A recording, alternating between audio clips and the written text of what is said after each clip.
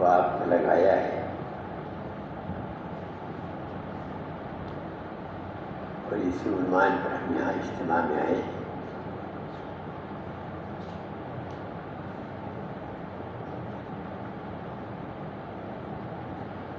یہ ہمارے اندر احساس پیدا کرنے کے لیے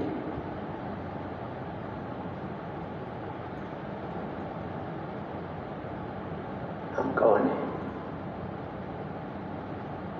کس لیے آئے ہیں، کون سا کام ہم سے متعلق،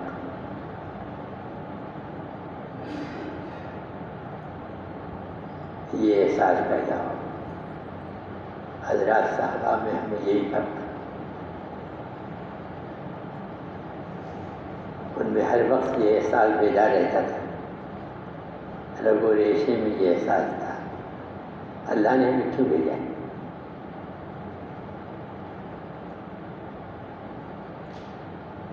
جب یہ امت بنی ہوئی تھی اور امت تھی، اس لیے بزرگ فرمایا کرتے تھے کہ ہم تو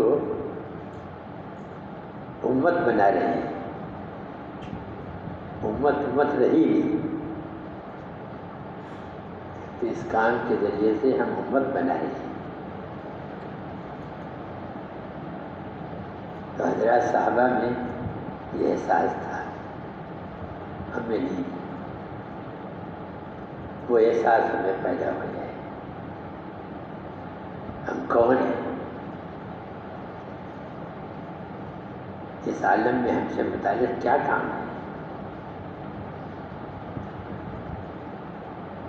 یہ احساس پیدا۔ بلند شہر میں ایک اجتماع تھا،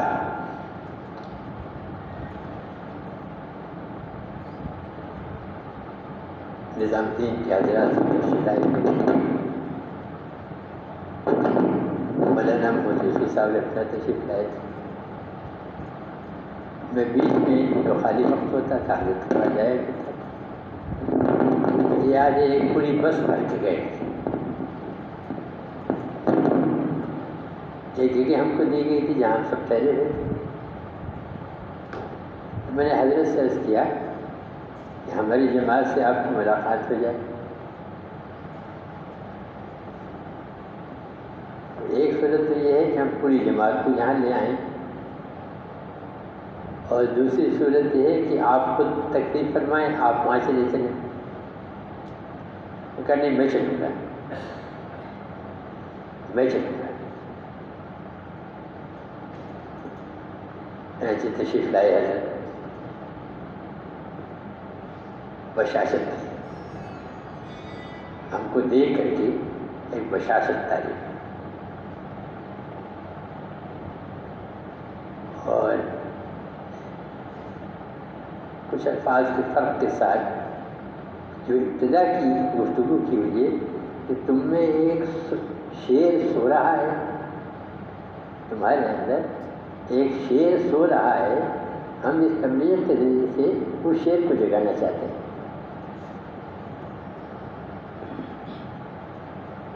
تمہارے اندر ایک شیر سو رہا ہے، ہم اس تبلیغ کے ذریعے سے اس شیر کو، اب شیر جب سو رہا ہے تو مکھی بھی آ کے بیٹھ جائے، مچھر بھی آ کے بیٹھ جائے، چیونٹیاں بھی چڑھ جائیں، شیر جنگل کا بادشاہ لیکن وہ سو رہا ہے، خراٹے دے رہا ہے۔ تو تم میں ایک شیر سو رہا ہے، ہم اس تبلیغ کے ذریعے سے اس شیر کو جگانا چاہتے ہیں۔ یہ ابتدا کچھ الفاظ کے فرق کے ساتھ۔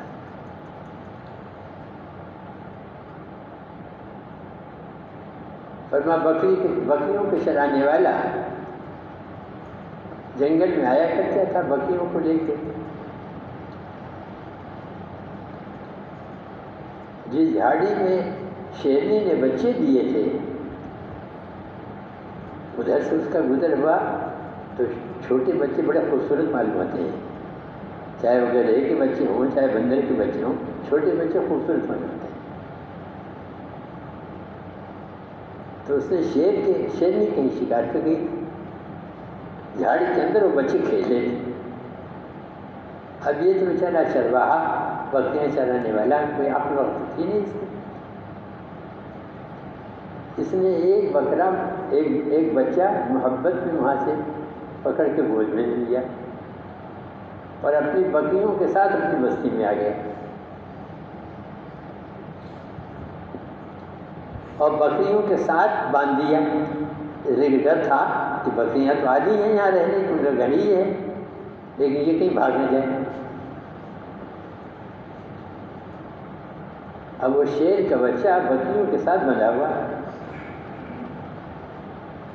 انہیں کے ساتھ پانی پی رہا ہے، انہیں کے ساتھ ہرے پتے چاب رہا ہے، انہیں کے ساتھ دانے کھا رہا ہے، انہیں کی طرح میں بھی کرنا شروع کر دیا. بکریاں میں کرتی وہ بھی.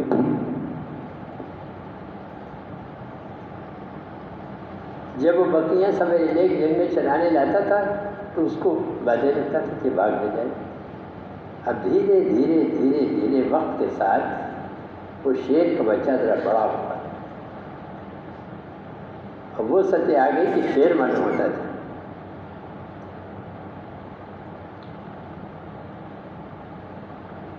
لیکن اس شیرنی کے بچے کا یہ نقصان یہ ہوا، بکریوں کے ساتھ رہتے رہتے، ان کے ساتھ ہرے پتے کھاتے کھاتے، ان کے ساتھ میں کہتے کہتے ایک نقصان یہ ہوا کہ اس میں یہ احساس پیدا ہو گیا کہ میں بکری ہوں. اب کتنا بڑا نقصان ہے. شیر کے بچے کے اندر، شیر کے اندر یہ بات پیدا ہو جائے کہ میں بکری ہوں. یہ حضرت بیان کر رہے تھے جو مجھے یاد رہ گیا. میں نے کہاں میں نے بیان کیا.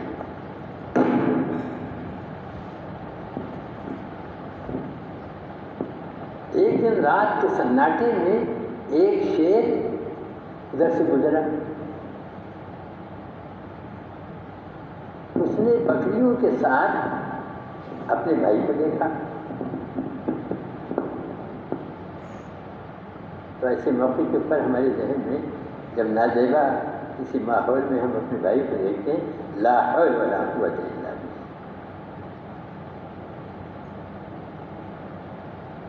اور یہی نہیں کہ وہ لاہور پڑھ لے، اس میں احساس تھا. یہ شیر کا بچہ اور یہ شیر اور بکریوں،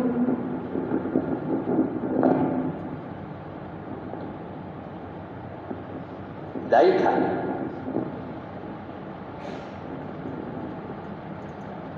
دائی کی نظر دوسری ہوتی ہے.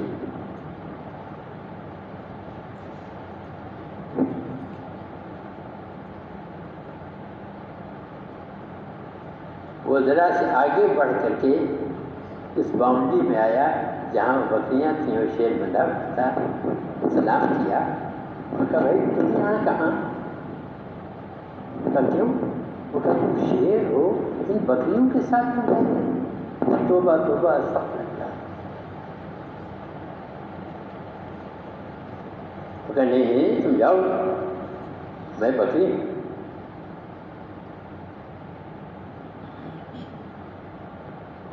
اب وہ ہزار دن سے کوشش کرے سمجھانے والا کہ میں کیا کہتے ہیں ہم شیر ہیں بھائی بکری نہیں، لیکن اس سمجھ بھی نہ. اسے کہ ہم کہتے چلے لگ گئے تھے اس میں. اور چلے آدمی کی ذہنیت کو، اس کی فکر کو، ہر چیز کو بدل دیتے ہیں. تو وہ دائی تھا اور حکیم بھی تھا. دائی حکیم بھی ہوتا ہے. اس نے کہا نہیں اس ماحول میں اس کے بعد سمجھ میں نہیں آئی، یہاں سے نکالو. تو اس نے کہا وہ جو دور سے آواز آ رہی ہے اور نظر بھی آ رہا ہے، دریا کا جو پانی ہے وہ بڑا میٹھا ہے، بڑا ٹھنڈا ہے. تم جو جس نان میں پانی پی رہے ہو یہ تو بڑا خراب یہ پانی ہے. کبھی تم نے وہ پانی دریا کا پانی پیا؟ بڑا میٹھا ٹھنڈا. اس بہانے سے وہ نکال کر کے دریا کے کنارے لے آیا. وہ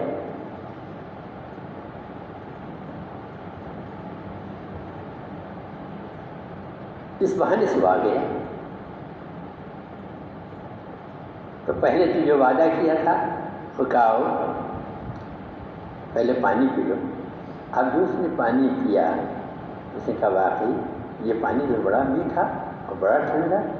کہاں یہ بھی تم سے کہہ رہا تھا.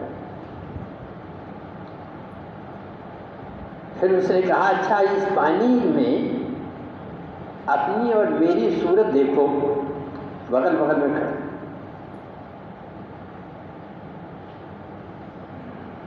مگر یہ بتاؤ تمہاری صورت مجھ سے ملتی ہے یہ وہ جو بکریاں چھوڑ کر کے آئے ان سے ملتی ہے؟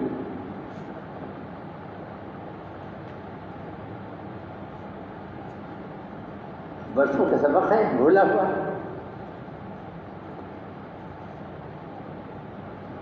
مگر یہ صورت تو تم سے ملتی. حضرت کی کیا بات تھی جب حضرت نے بیان کیا ہے ہم سب کی باتیں کھلی ہوئی. لیکن صورت تو تم سے ملتی ہے ان بکریوں سے تو نہیں ملتی جو چھوڑ کے تم آئے. وہ کہ نہیں تم سے. تو حضرت نے فرمایا تھا الحمدللہ ابھی ایک چلہ لگا ہے ابھی 2/3 باقی. اتنا تو احساس پیدا ہو گیا کہ بکریوں سے میری صورت نہیں ملتی شیر سے میری صورت ملتی.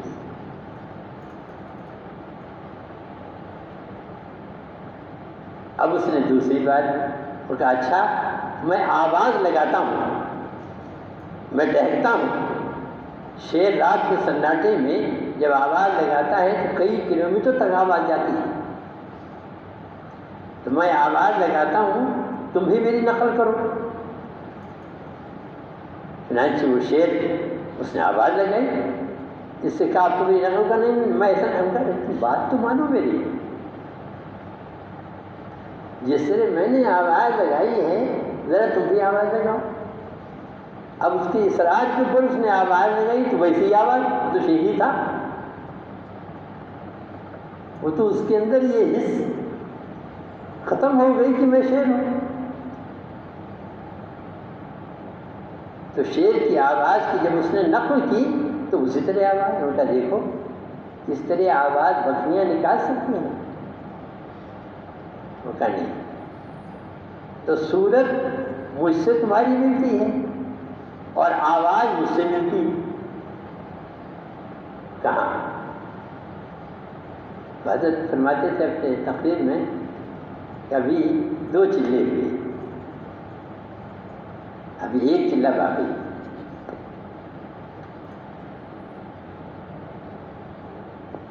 اس نے کہا اچھا میں کودتا ہوں جم کرتا ہوں تم بھی میری نقل کرو. اس نے پھر انکار کیا نہیں میں ایسا نہیں کچھ سکتا. جو میں کہہ رہا ہوں کرو. جب شیر کے شکار کے لیے پہلے کے زمانے میں گیا ہوں شیر کے شکار میں بڑے بڑے صاحب شکار کے بڑے شیر کے شکار کے مشہور سے جوار میں تو پورا مچان باندھا جاتا تھا. اوپر سے شوٹ کیا جاتا تھا شیر کو.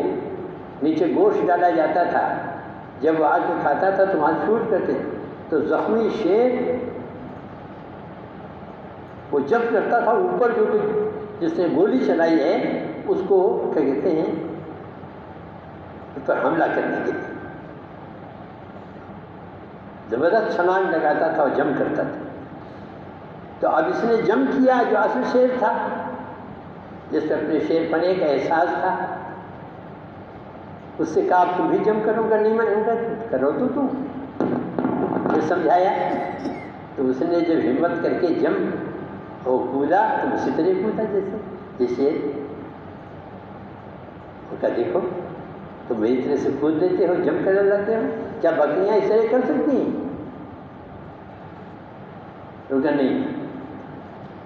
وہ کہا صورت مجھ سے ملتی ہے بکریوں سے نہیں ملتی. آواز مجھ سے ملتی ہے شیر سے ملتی ہے بکریوں سے نہیں ملتی. جم جو تم نے کیا ہم نے کیا تو شیروں کی طرح ہی کیا. یہ بکریاں ایسے نہیں کر سکتی. تو اب اس نے کہا بتاؤ تم شیر ہو یا بکری ہو؟ اس نے کہا الحمدللہ میں شیر ہوں. احساس پیدا ہو گیا، وہ حس بیدار ہو گئی میں شیر ہوں۔ تو حضرت نے پھر اسے ریپیٹ کیا اور فرمایا بس اس تبلیغ کے کام کے ذریعے سے ہم تمہارے اندر یہ احساس رہے گا کہ تم عام دنیا کے انسانوں کی طرح نہیں ہو، تم حضرت محمد صلی اللہ علیہ وسلم کی امتی ہو۔ عام انسانوں کی طرح نہیں، تم عام انسانوں کی طرح نہیں ہو، تم حامل قرآن ہو۔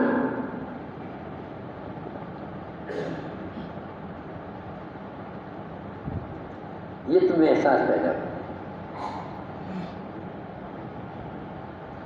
تو بڑی تشکیلیں بھی سب فیصد تشکیل ہو گئی شعر بننے کے لیے۔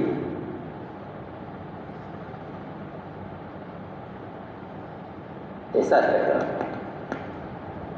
یہ احساس پیدا ہو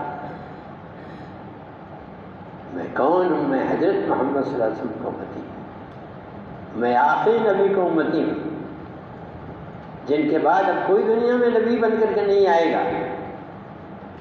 جس طرح قرآن اللہ کی آخری کتاب اور امت تمام امتوں میں آخری یہ امت، اور اسی طرح سے نبی میں جناب رسول اللہ صلی اللہ علیہ وسلم آخری نبی، اب قیامت تک رہتی دنیا تک اب کوئی نبی دنیا میں نہیں رہے گا۔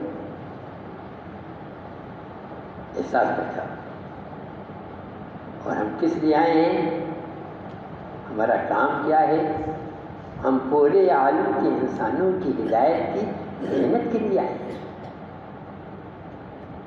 جو انبیاء کا کام تھا اور انبیاء جس لیے بھیجے گئے ان کی بعثت جس وجہ سے بھی وہی ہمارا مقصد ہے، بس فرق کیا ہے، ہمیں اب نبی نہیں ہوگا کوئی، مقصد وہی ہے۔ انبیاء جس مقصد کے لیے دنیا میں بھیجے گئے کہتے ہیں وہی ہم اسی مقصد کے لیے ہم آئے ہیں۔ اور دنیا کا قاعدہ ہے جو چیز جس مقصد کے لیے وضع کی جاتی ہے اور جس کام کے لیے بنائی جاتی ہے، اگر اس سے وہ کام پورا نہ ہو تو بے قیمت ہو جائے گی۔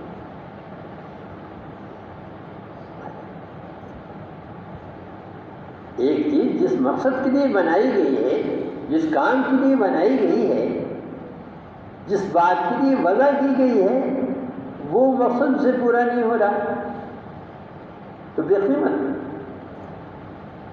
اس سے مثالیں بہت سی دنیا کے اندر ہیں۔ اب یہاں بہت سے راڈ لگے ہوں گے، آئیے دیکھیں 3 راڈ ہیں، بلب لگے ہوں گے، راڈ لگے ہوں گے۔ اب ان راڈ کا اور ان بلب کا مقصد روشنی دینا، یہ روشنی نہیں، اس لیے ان کا بلند مقام ہے۔ عام طور پر آپ دیکھیں گے بلب اور راڈ ہے اوپر، ان کا اوپر مقام ہے، لیکن جب یہ فیوز ہو جائیں تو اب اوپر رہیں گے، صفائی میں نیچے۔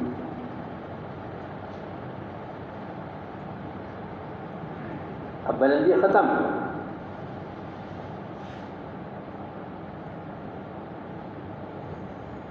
بلب جو روشنی دینے کے لیے، راڈ جو روشنی دینے کے لیے وضع کی گئی تھی، یہ راڈ اب روشنی نہیں دیتی، اب یہ بے قیمت۔ چنانچہ میں طالب علم کے زمانے میں شمشاد مارکیٹ کبھی کبھی اپنے لین کا بلب یا کمرے کا بلب فیوز ہو جاتا تھا تو اس زمانے میں خریدنے جایا کرتا تھا شمشاد مارکیٹ کے اندر، تو وہاں ایک سوئچ لگی ہوئی تھی۔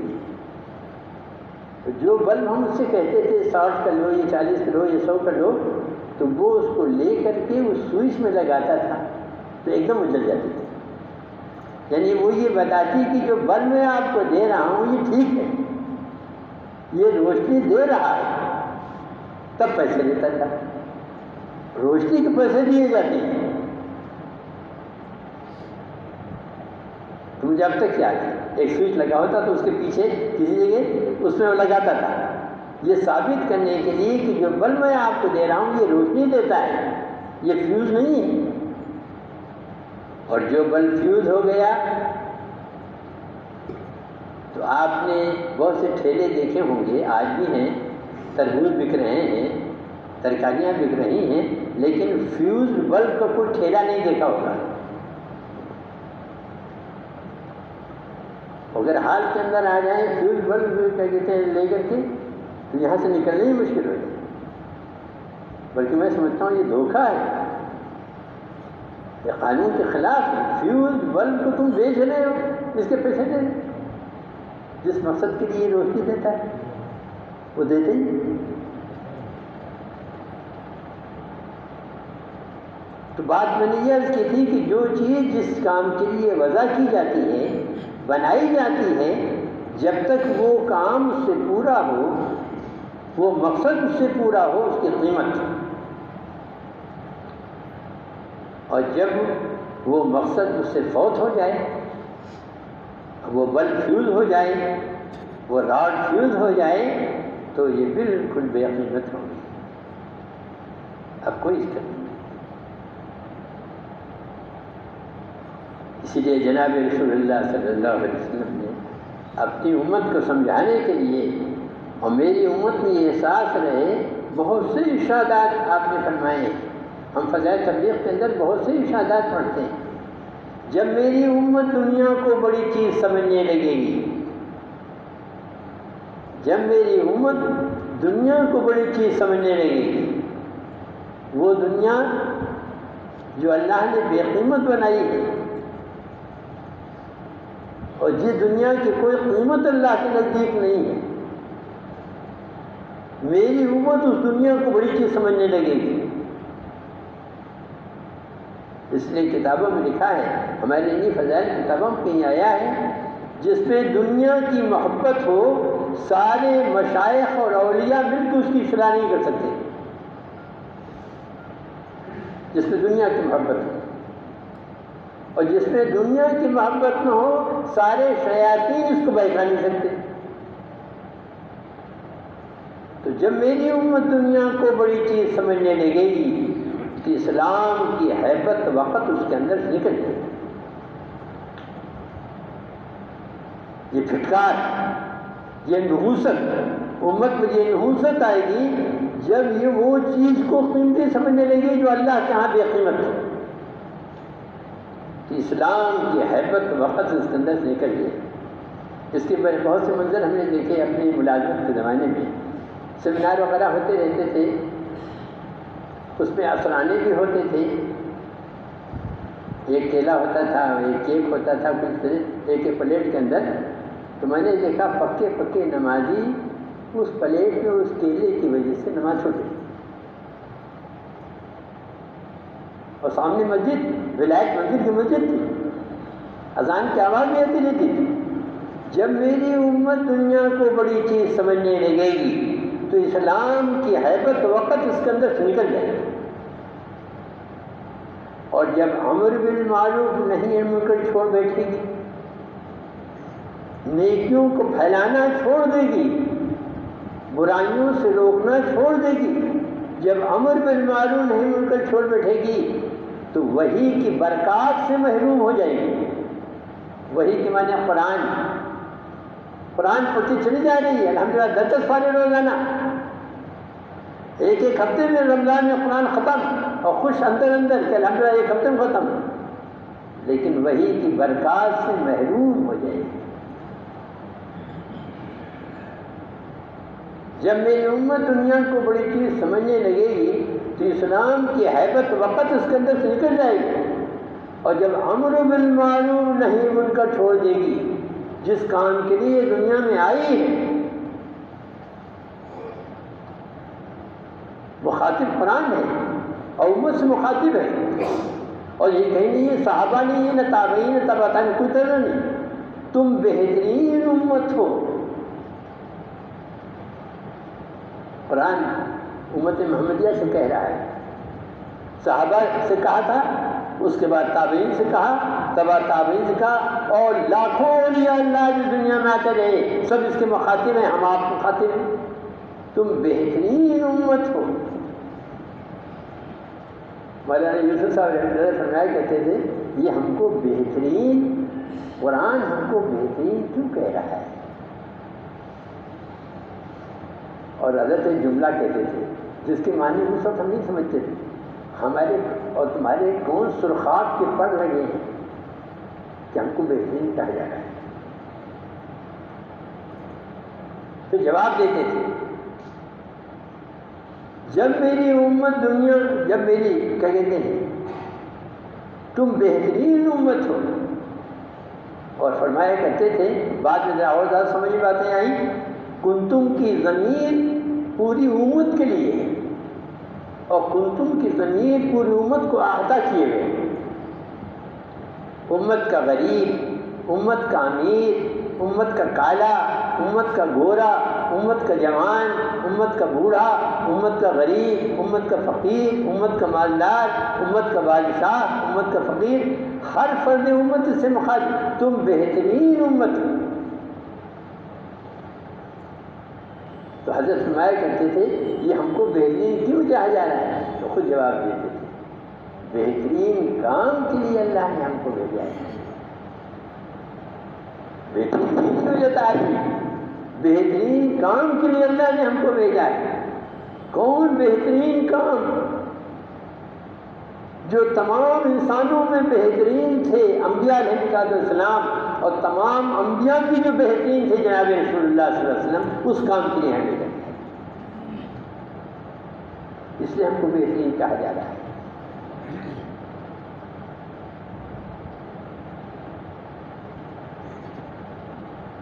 ہر فرد ہمارے بزرگ اسی زمانے میں مثال ہو گیا، اللہ علیہ فرمایا جو باہر رکشہ چلا رہا ہے یہ کلمہ کو، یہ بھی اس کنتم میں آ گیا۔ چانچہ ایک بزرگ یہاں آیا کرتے تھے یونیورسٹی میں، بڑا حصہ ان کا ہے یہاں کے کام میں، بہت طویل قیام رہتا تھا ان کا، وہ رکشے والے سے نماز ضرور پڑھواتے تھے۔ اچھا وہ کہتا تھا کہ میں ناپاک ہوں اللہ جی، وہ کہتے میرے پاس لنگی ہے، یہاں کو تو کھانا بھی ہے، تم اپنے اپنا دڑ دھو لو، میں پھر لنگی دیتا ہوں۔ ارے وہ آدھا دڑ دھلواتے تھے اور لنگی دیتے تھے، اور یہ فرماتے تھے کہ اب یہ نیت کر لو کہ اب زندگی کے آخر سانس تک اب نماز نہیں چھوڑیں۔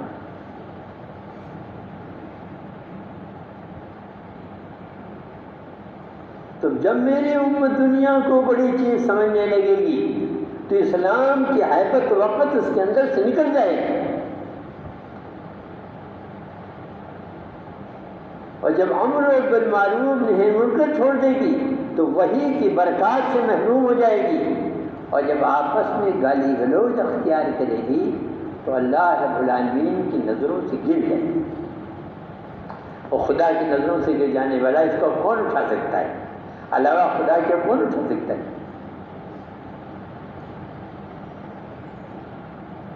بنی اسرائیل سے بڑی مشابہت ہے امت محمدیہ کو، اس لیے بنی اسرائیل کے بڑے تذکرے قرآن میں ہیں، شروع کے پاروں میں تو بنی اسرائیل ہی مخاطب، اور حضور کی احادیث ان کی تشریح میں اور توضیح میں نمازوں کتنی احادیث ہے بنی اسرائیل، قدم قدم پہ آپ نے بنی اسرائیل کا واقعہ سنایا، کوئی بات امت میں بھی آپ نے بنی اسرائیل کا کوئی واقعہ سنایا، تو آپ نے بنی اسرائیل کا واقعہ سنایا کہ ایک بستی تھی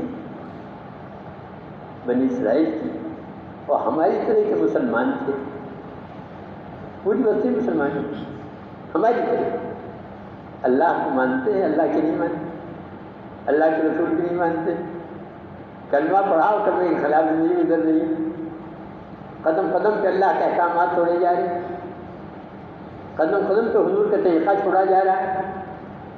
تو بنی اسرائیل کی بستی جو مسلمانوں کی بستی تھی، لیکن وہی حرام کاریاں اس سے بھری ہوئی پوری بستی، یہاں تک کہ اللہ تعالیٰ کو غیرت آتی،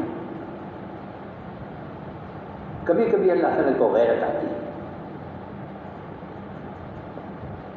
ویسے تو اللہ تعالیٰ کی صفت حلیمی، حلم بہت زیادہ ہے، بہت برداشت کرتی ہیں اللہ تعالیٰ، لیکن کبھی کبھی اللہ تعالیٰ کی غیرت کو کہتے جوش آ جاتا ہے۔ کچھ ایسی چیزیں تھیں اپنی بستیوں کے اندر کہ اللہ تعالیٰ کی غیرت کو جوش آیا، اور عذاب کے فرشتوں کو حکم ہوا کہ جا کر کے اس بستی کو اکھاڑ کر کے پلٹ دو۔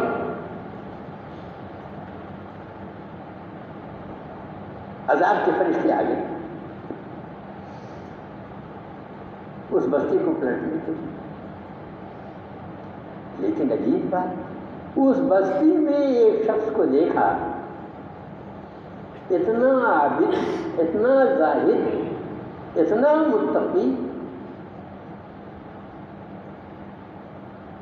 جس پتھر کے اوپر وہ نماز پڑھتا تھا اور سجدے کرتا تھا، اتنی کثرت سے سجدے کیے اور اس کا بدن سے ٹچ ہوتا تھا کہ اس پر نشانات پڑ گئے۔ اس بستی کے اندر، ان حرام کاروں کی بستی میں ایک ایسا اللہ کا بندہ، حدیث کے الفاظ ہیں، پل جھپکنے کے برابر بھی جس نے گناہ نہیں کیا، ایک ایسا بندہ وہاں۔ تو اب اللہ تعالیٰ کے حکم کے اندر کوئی اشکال تو ہے نہیں، لیکن پھر بھی فرشتوں نے رجوع کیا اللہ تعالیٰ سے کہ خدا آپ نے حکم دیا ہے کہ بچے کو پلٹ دیا جائے، لیکن یہاں ایک ایسا بندہ ہے، ایک ایسا بندہ آپ کا ہے جس نے پلک جھپکنے کے برابر بھی کبھی گناہ نہیں کیا، آپ کو حکم نہیں توڑا۔ تو جواب آیا اللہ کی بارگاہ سے، ہاں میں اس کے پلٹ دوں، میں اس کے پلٹ دوں۔ اور آگے وجہ کیا تھی؟ یہ میری نافرمانیاں ہوتے دیکھتا تھا، میرے احکامات ٹوٹتے ہوئے دیکھتا تھا، لیکن اس کی پیشانی پر شکر نہیں ہوتی تھی۔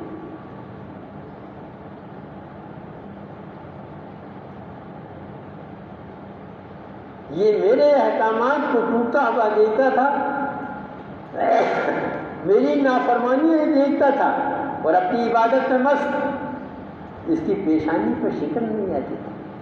اللہ کے احکامات ٹوٹ رہے ہیں اور اس کی پیشانی پر شکر نہ آتی، میں اس کے پلٹ دوں۔ تو میرے بھائیو اور دوستو، یہ امت جس مقصد کے لیے دنیا میں بھیجی گئی ہے، یہ نیکیوں کو پھیلانے کے لیے بھیجی گئی، برائیوں سے روکنے کے لیے بھیجی گئی، عالم میں اللہ کے کلمے کو بلندی کے لیے بھیجی گئی، عالم میں اللہ کے بندوں کو جہنم کے راستے سے بچا کے جنت کے راستے پر ڈالنے کی بھیجی گئی۔ اس مقصد کے لیے یہ امت بھیجی گئی، جس مقصد کے لیے انبیاء دنیا میں آتے تھے۔ اب یہ اس امت کا اعزاز، وہ اس امت کی خوش نصیبی ہے کہ گویا اس کو انبیاء کی قائم مقام بنایا گیا، آلٹرنیٹو بنایا گیا۔ حضور کے بعد کوئی نبی نہیں آئے گا، اب نبیوں والا کام کون کرے گا؟ امت محمدیہ۔ اور اسی لیے حضرت دعا میں کبھی کبھی، اے خدا آپ کے احکامات ٹوٹتے رہے، آپ کی مسجدیں ویران ہوتی رہی، آپ کے احکامات ٹوٹتے رہے، آپ کی نافرمانیاں سر عام ہونے لگی اور ہم کھانے کمانے میں لگے رہے۔ اے اللہ ہماری ظلم عظیم کو اور جرم عظیم کو اپنے کرم سے معاف کرنا۔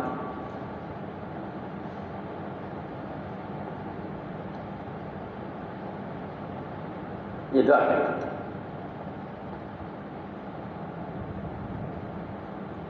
اسی وجہ سے کلمے کے بارے میں، کلمے لا الہ الا اللہ محمد رسول اللہ، کلمے توحید ہمیشہ اپنے پڑھنے والوں کو نفع دیتا ہے اور اس سے عذاب و بلا کو دور کرتا ہے۔ کلمے کی برکت، کلمے لا الہ الا اللہ محمد رسول اللہ ہمیشہ اپنے پڑھنے والے کو نفع دیتا ہے اور اس سے عذاب و بلا کو دور کرتا ہے۔ لیکن آگے یہ چیز ہے، جب تک کہ کلمے کا استغفار نہ کیا جائے، جب تک کلمے کا استغفار نہ کیا جائے۔ اللہ تعالیٰ جزائے خیر احترام صاحبہ کو، انہوں نے سوال کر لیا، اگر ادب میں بیٹھے رہتے یا رسول اللہ کلمے کے استغفار سے کیا معنی، جس کی نحوست یہ ہے کہ کلمہ لا الہ الا اللہ پڑھنا بھی کارگر نہیں اور عذاب و بلا ٹل جائے اس سے پھر بھی کارگر نہیں۔ کلمہ پڑھ رہے ہیں اور پٹ رہے ہیں، کلمہ پڑھ رہے ہیں بستیوں سے نکالے جا رہے ہیں، کلمہ پڑھ رہے ہیں اور ذلیل کیے جا رہے ہیں۔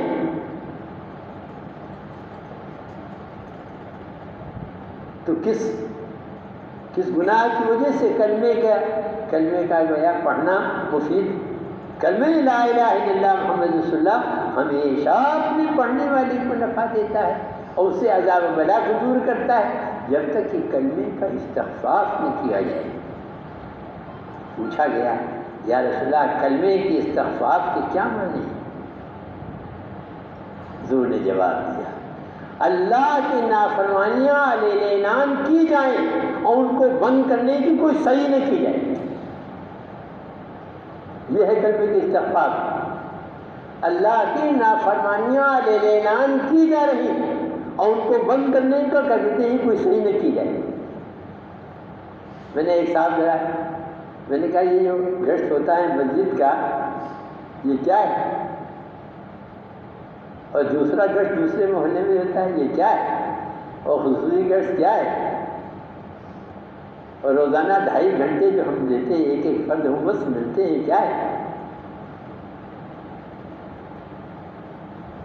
یہ کلمے کے استخفاف کا جو گناہ ہے اور اس کی جو نحوست ہے، کلمے کے استخفاف کی جو نحوست ہے کہ اللہ کی نافرمانیاں پورے محلے میں کی جا رہی ہوں اور ان کو بند کرنے کی کوئی صحیح نہ کی جائے، تو اللہ نے ایسا کام دیا، ایسی محنت عطا فرمائی، ہر مسجد کی جماعت اور ہر مسجد کی جماعت اپنی مسجد کا گشت کر رہی ہے، ہر مسجد کی جماعت دوسری مسجد میں جا کے دوسرا گشت کر رہی ہے، ہر مسجد کی جماعت روزانہ 2.5 گھنٹے فارغ ہو کر کے ایک ایک امتی کے پاس بیٹھ کے جا کے بات کر رہی ہے۔ یہ سب کلمے کے استخفاف سے نکالنا امت کو۔ اسی لیے حضرت عائشہ رضی اللہ تعالیٰ عنہ جو حضور کی زندگی کے رازدار تھی اور بے تکلف بھی حضور سے بہت تھی اور ذہین بھی بہت تھی اور یادداشت بھی اللہ نے کو خوب رکھی تھی، نہ معلوم کتنی احادیث کی اور عالی ہے، کیا کہتے ہیں، بڑی ذہین اور سب سے زیادہ حضور اکرم صلی اللہ علیہ وسلم کی چہیتی بیوی، کیا کہتے ہیں، بلکہ آپ نے دعا کی کہ اے میرے خدا جتنی بیویاں ہیں میں سب کے ساتھ مساوات کا معاملہ کرتا ہوں، لیکن اے میرے خدا میرا دل عائشہ کی طرف زیادہ مائل ہے، اس پر میری پکڑ نہ فرما، اس لیے کہ دل کو مجھے اختیار ہے۔ وہ حضرت عائشہ ایسے سے پہلو حضور کی زندگی کے بیان کیے ہیں جو ایک طرح سے کوئی بیان ہی نہیں کر سکتا تھا۔ وہ فرما رہی ہیں کہ ایک دن حضور گھر میں اس حال میں تشریف لائے کہ میں نے چہرے انور پر ایک خاص اثر دیکھ کر کے محسوس کیا کہ کوئی اہم بات پیش آئی۔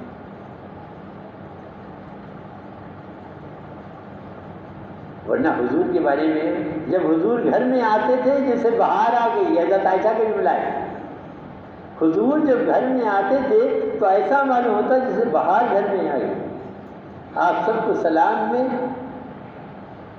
پہل کرتے تھے۔ اگر میں کام کر رہی ہوں گھر کا تو آپ میرے کام میں ہاتھ بٹاتے تھے، تو حضور کے گھر میں آنا جسے بہار آ گئی، وہی ہے جو عائشہ فرما رہی کہ جو حضور اندر آئے تو سلام تو آپ نے کیا، لیکن میں نے چہرے انور پر ایک خاص اثر دیکھ کر کے یہ محسوس کا کوئی اہم بات پیش، آپ نے کسی بات نہیں، وضو فرمایا آپ نے اور وضو کر کے وہ فوراً مسجد نبی کے اندر چلے گئے، حجرے سے میں جلی رہا، میں حجرے کی دیوار سے لگ کر کے کھڑی ہو گئی، لیکن وہاں کے منبر کی آواز آتی تھی اندر، میں حجرے کی دیوار سے لگ کر کھڑی ہو گئی، حضور منبر پر تشریف، لوگوں حق لا شانہ کا ارشاد ہے، یہ حدیث قدسی ہوگی، جب اللہ کی طرف سے کوئی نبی کہے تو حدیث قدسی ہوگی، لوگوں حق لا شانہ کا ارشاد ہے تم امر بالمعروف و نہی عن المنکر کرتے رہو، نیکیوں کو پھیلاتے رہو، کوشش کرتے رہو، برائیوں سے روکتے رہو، کوشش کرتے رہو، ورنہ تم دعائیں مانگو گے تو اللہ تمہاری دعائیں قبول نہیں کرے گی، تم سوال کرو گے اللہ تمہارے سوال کو پورا نہیں کرے گی، تم دشمنوں کے مقابلے میں مجھ سے مدد چاہو گے، میں تمہاری مدد نہیں کروں گا۔ یہ ممبر پہ بیٹھ کر کے حضور فرما رہے ہیں اور صحابہ مخاطب میں حضرت عائشہ سن رہی ہوئی ہیں، لوگوں ہم تعالیٰ شانوں کے ارشاد ہے تم امر بالمعروف نہی منکر کرتے رہو، نیکیوں کو پھیلاتے رہو اور برائیوں سے روکتے رہو، یہ تمہارا کام ہے، اس لیے بھیجے گئے ہو، اس لیے بہترین امت تم کہلاتے ہو۔ اور اگر تم یہ نہیں کرو گے تو کیا نحوست ہے؟ تم سوال کرو گے ہم سے تو تمہارا سوال پورا نہیں کیا جائے گا، تم دعائیں مانگو گے تو تمہاری دعائیں قبول نہ کی جائیں گی، تم دشمنوں کے مقابلے میں ہم سے مدد چاہو گے تمہاری مدد نہیں کی جائے گی۔ یہ کلمات طیبات آپ نے فرمائے اور نیچے اترے۔ حضرت عائشہ نے پوچھا یا رسول اللہ ہم پر عذاب اس وقت بھی آ سکتا ہے جب ہم میں صلحاء و متقی لوگ موجود ہوں، عبادت کرنے والے بھی ہیں، متقی بھی ہیں، یا رسول اللہ ایسے وقت بھی ہم پر عذاب آ سکتا ہے جب ہم میں صلحاء و متقی لوگ موجود ہوں؟ فرمایا ہاں، دنیا میں تو سب کو عذاب پہنچے گا، آخرت میں اہل دین بے دینوں سے الگ کر دیے گئے۔ میرے بھائیو دوستو، جو چیز جس مقصد کے لیے وضع کی جاتی ہے یا بنائی جاتی ہے، جب تک وہ اس سے وہ مقصد پورا ہو تو اس کی قیمت اور قیمت بڑھتی رہتی ہے،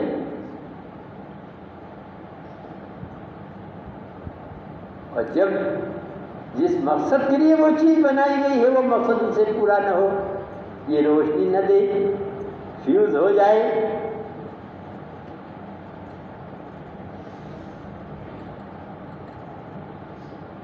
روایت تو ہم نے کہیں پڑھی نہیں۔ ابتدا میں تبلیغ کا کام جو شروع ہوا ہماری یونیورسٹی میں تو ایک بزرگ فرما گئے تھے، یہ مبارک اور عالی محنت کشتی نوح ہے، جو نوح علیہ السلام کی کشتی پہ بیٹھ گیا وہ تو بچے گا، اس کے علاوہ کوئی نہیں بچے گا، یہاں تک کہ ان کا لڑکا، نبی کا لڑکا بھی نہیں بچے گا۔ جو نبی کی بنائی ہوئی کشتی پر اللہ کے حکم سے بنائی ہوئی کشتی پر، تو میرے بھائی اور دوستو، یہ امت اس مقصد کے لیے آئی ہے، بس وہی پہلا چیز، وہ شیر جو ہم میں سو رہا ہے وہ جگ جائے، پھر ہماری زندگی کا رخ دوسرا ہے۔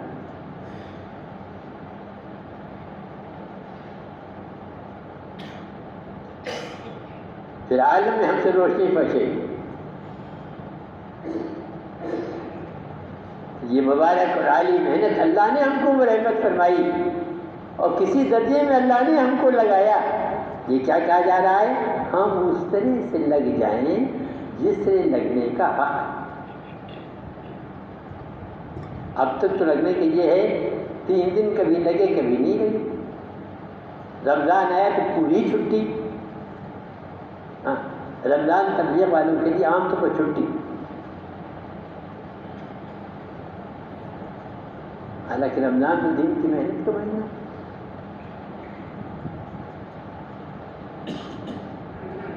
تو ہر فرد امت اس مبارک اور عالی محنت میں لگ جائے اور اس طرح لگ جائے جسے لگنے کا حق۔ جو صحابہ کا تھا، جنہوں نے جو کچھ اپنے اللہ سے عہد کیا اس میں یہ سچے اترے۔ تو میرے بھائی اور دوستو، ہم آپ کی نیت کریں کہ انشاءاللہ اس مبارک اور عالی محنت کی قدر کریں گے اور اس میں اس طرح لگیں گے جس طرح لگنے کا حق۔ یہ نیت کریں ہم، اور صرف اپنے لیے نہیں، ہر فرد امت کو اس میں لگانے کی محنت کریں گے، اس کے لیے پورے عالم میں پھریں گے، جان و مال لگائیں گے، اس لیے کہ ہمارا میدان محنت پورا عالم ہے، حضور پورے عالم کے نبی بنا کے بھیجیں گے۔ ما ارسلناک الا کافۃ للناس بشیرا ونذیرا۔ ہمارا محلہ صرف نہیں، ہمارا ایک ادارہ نہیں، صرف ہم تو پورے عالم کے لیے، ہم پر جو ذمہ داری ڈالی گئی ہے وہ پورے عالم کی ذمہ داری ڈالی گئی ہے، اور الحمدللہ کوئی دنیا میں بر اعظم نہیں بچا جہاں اللہ نے اپنے کرم سے ان جماعتوں کو نہیں پہنچائی۔ آسٹریلیا گئے تو وہاں جماعتیں پہلے سے کئی موجود، یورپ گئے تو جماعتیں وہاں موجود،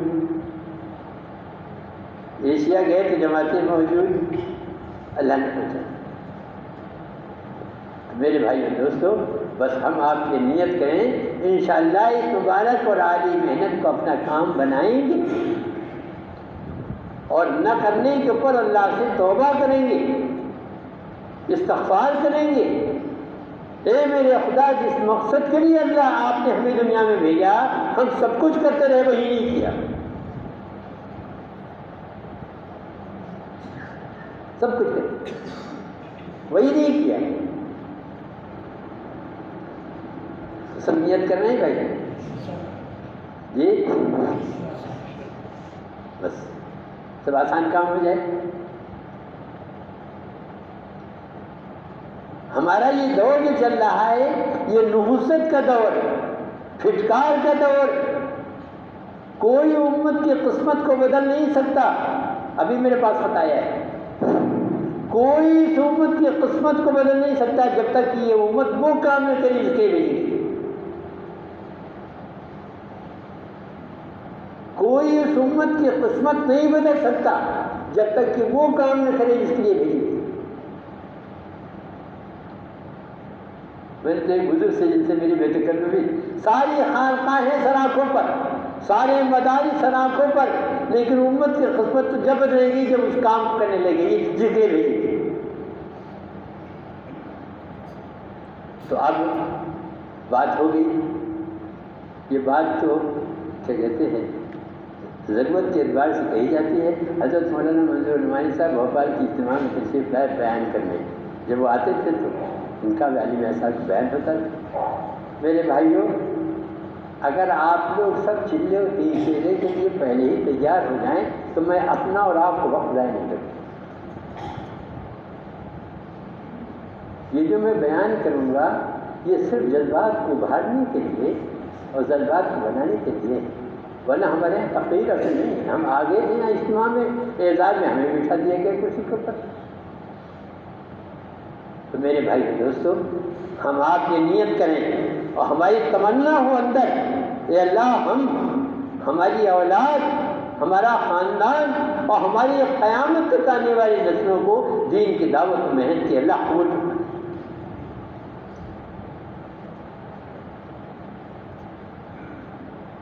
بس اب بات جو کرنا تھی وہ کر لی گئی، اب آپ کے بولنے کا وقت آیا ہے۔ ہر ایک کی نیت کرے کہ انشاءاللہ جلد سے جلد 4 مہینے لگا، یہ نیت کر لی۔ جنہوں نے نیت کر لی الحمدللہ ان کے 4 مہینے ایک بار نہیں کئی بار لگ گئے نیت کرنے کی بات۔ ہمارے ایک بزرگ نظام الدین کے کہا کرتے تھے، ارے بھائی دکان پر کتنے چلے لگ گئے، ویڈیو میں کتنے چلے لگ گئے، ملازم میں کتنے چلے، ارے دین کے نام پر